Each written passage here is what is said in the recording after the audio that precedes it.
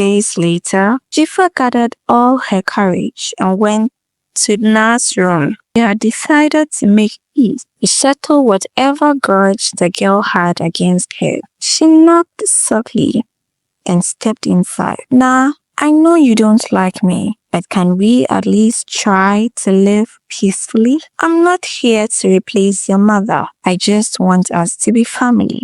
Na, who was lying on her bed, turned slowly and stared at Dzifa with an expression so cool it sent chills down her spine.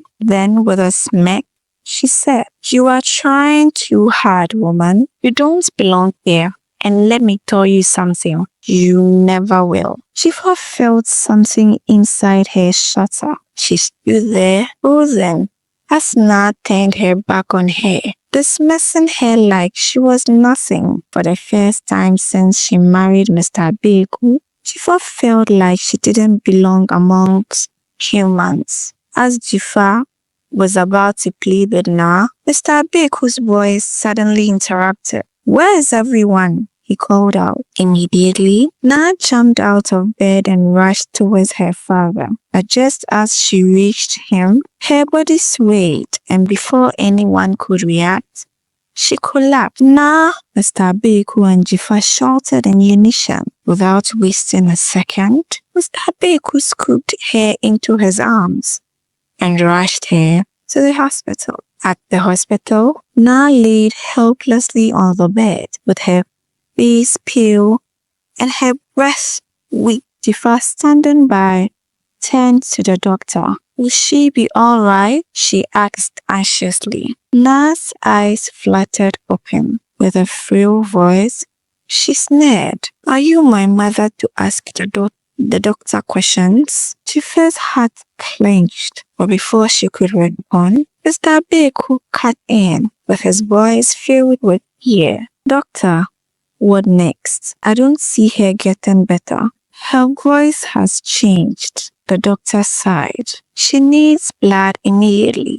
Unfortunately, we don't have the required type in stock. It would take at least 2 weeks to get it." "What? 2 weeks? That's too long," Mr. Beku exclaimed. She first stepped forward. "I will donate. Check if my blood matches."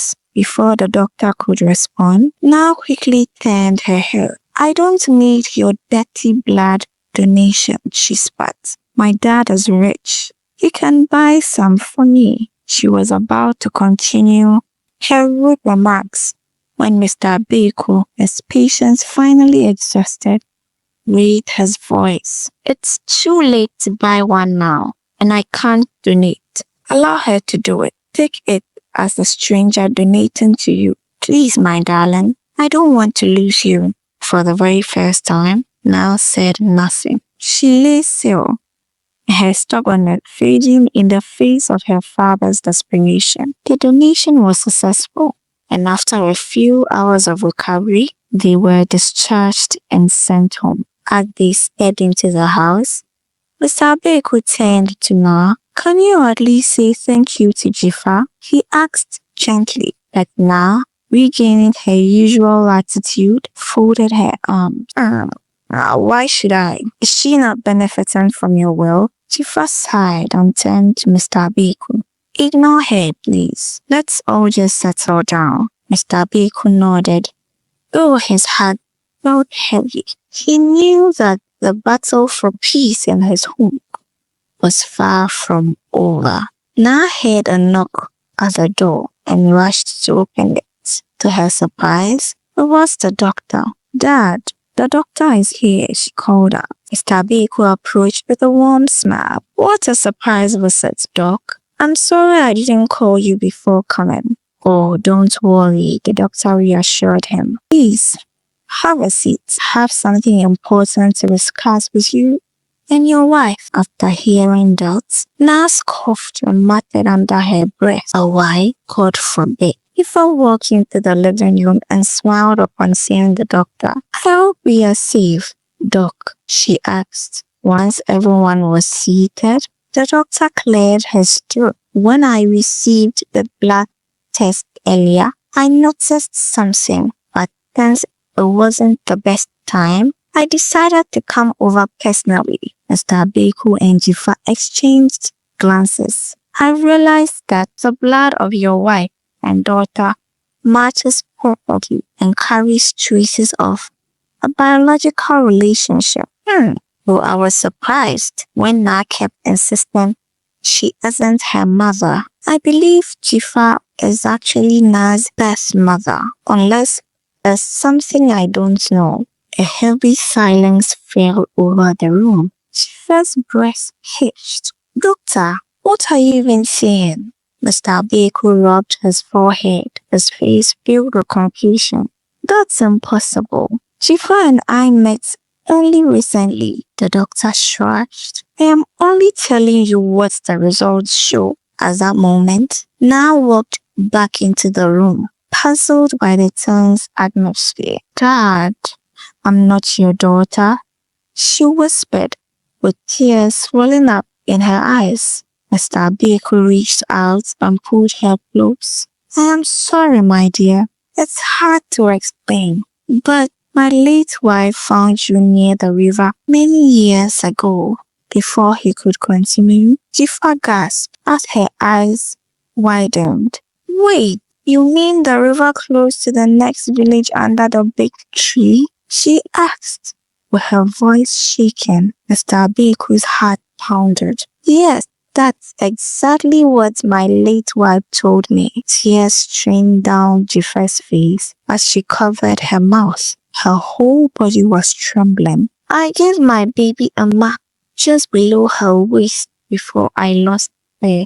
That night, Na's eyes widened in shock. I have a mark there, she exclaimed. The room fell into a stunned silence. No, you can't be my mother.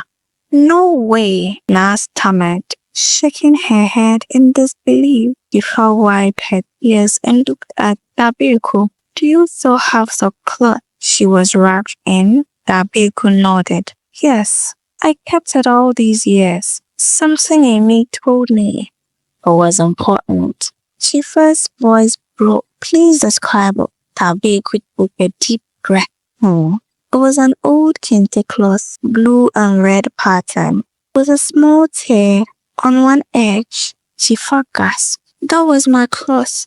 I used it to wrap it that night. Na's knees buckled. Overwhelmed with emotions, she fell to the floor sobbing. Mother, I've been so cruel to you all this time. I mistreated my own mother just because you were poor. She crawled towards Dzifa and clutched her dress. Please forgive me. Dzifa knelt beside her, with tears streaming down her face. She held Na tightly. You are my daughter, my lost baby. I have waited for this day, and no matter what, I will always love you. Mr. Beku wiped his eyes, unable to contain his emotions. A home that was once filled with hatred was now overflowing with love. The path could not be changed, but the future together had just begun. Thank you for watching. Follow Derbatales on TikTok, Facebook, Instagram, and YouTube for updates and more amazing stories. See you next time.